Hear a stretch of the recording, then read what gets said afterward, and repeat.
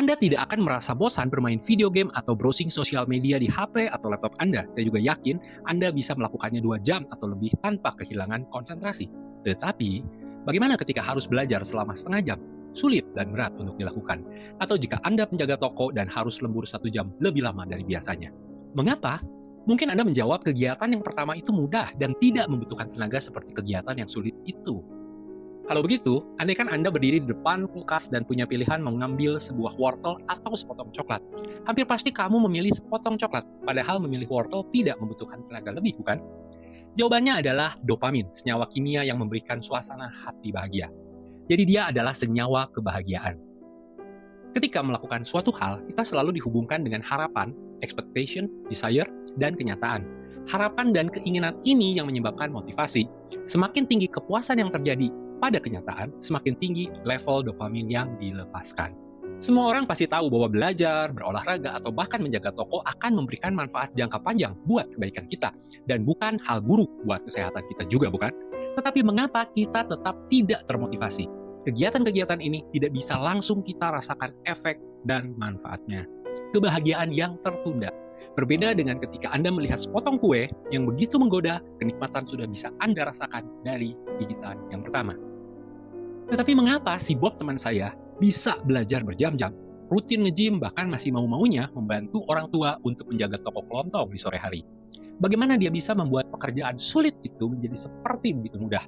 Trik untuk melakukan ini akan dibahas di bagian akhir video, jadi jangan Anda skip dan terus ikuti. Christian Luther, seorang profesor neurologi di University of Geneva, melakukan suatu percobaan di tahun 2016 mengenai kecanduan atau ketergantungan atau adiktif pada beberapa ekor tikus. Tikus ditempatkan di sebuah kandang yang di dalamnya terdapat sebuah tuas. Ketika si tikus menekan tuas tersebut, sebuah sensor optik yang mengontrol neuron, sel saraf, akan membuat otak sang tikus mengeluarkan dopamin. Dan ternyata si tikus mulai kecanduan untuk terus menekan tuas tersebut. Ekornya memperlihatkan tanda bahagia karena semakin banyak dopamin yang dihasilkan. Luther berkata, setelah 2 jam, jika kita tidak mengeluarkan tikus tersebut dari kandang, mereka tidak mau makan. Bahkan ketika makanan disorongkan ke depan mulutnya, tidak mau minum, dan terus menekan tuas sampai kondisi mereka sudah lemah, tetapi masih tetap penuh kebahagiaan. Dalam kasus ini, sang tikus sudah keracunan dopamin level tinggi. Anda mungkin berpikir bahwa rasa lapar dan haus yang membuat kita termotivasi untuk makan atau minum.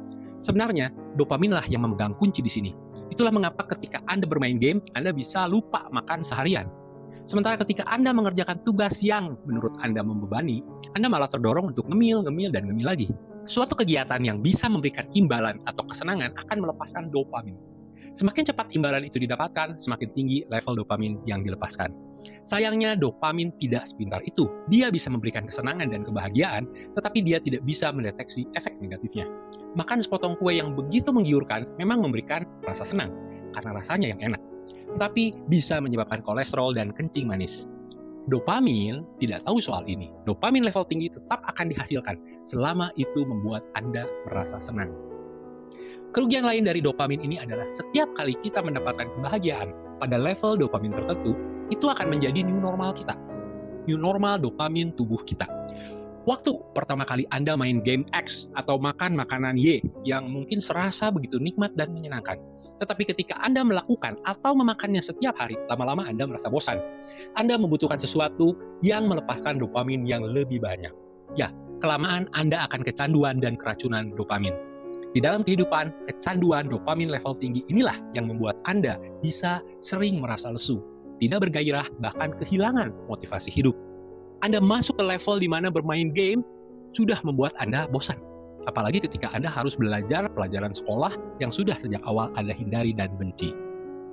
Itulah mengapa kita harus melakukan puasa dan detox dopamin. Kita harus mulai mengurangi kegiatan yang melepaskan dopamin level tinggi, sehingga tubuh membuat new normal dopamin yang baru yang kembali ke settingan awalnya.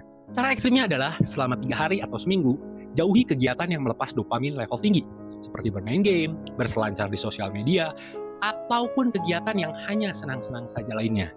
Tidak ada internet, tidak ada komputer, tidak ada HP, tidak mendengarkan musik, dan tidak makan junk food. Prinsipnya seperti kita berpuasa makanan. Kali ini puasa kegiatan dopamin level tinggi. Secara spiritual, kegiatan seperti ini mungkin pernah Anda lakukan. Bagi yang sudah berpengalaman, hasilnya kita jadi lebih mudah bersyukur untuk hal-hal kecil yang sering kali kita abaikan. Kita tidak membahas masalah spiritual di sini, tetapi secara saintifik, ketika new normal level dopamin ini telah terbentuk, dopamin level rendah saja sudah bisa membuat Anda senang dan bahagia.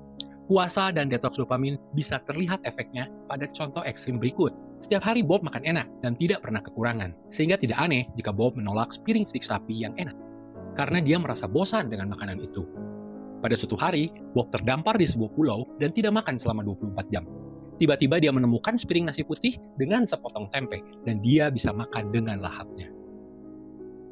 Kalau Anda tidak bisa puasa dopamin seperti yang sudah disebutkan di atas, kita bisa membuatnya lebih mudah. Kita modifikasi, Anda tentukan 1 hari dalam seminggu Anda tidak akan menggunakan laptop selain untuk pekerjaan.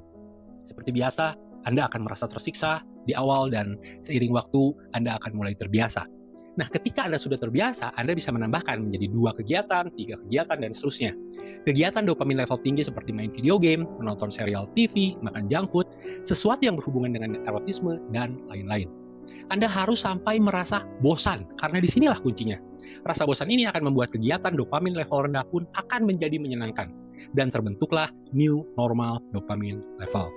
Mungkin Anda pernah mendengar seorang narapidana menjadi senang membaca buku selama menjalani masa tahanannya. Di sini dia melakukan puasa dan detoks dopamin karena terpaksa. Tetapi hasilnya bagus, bukan?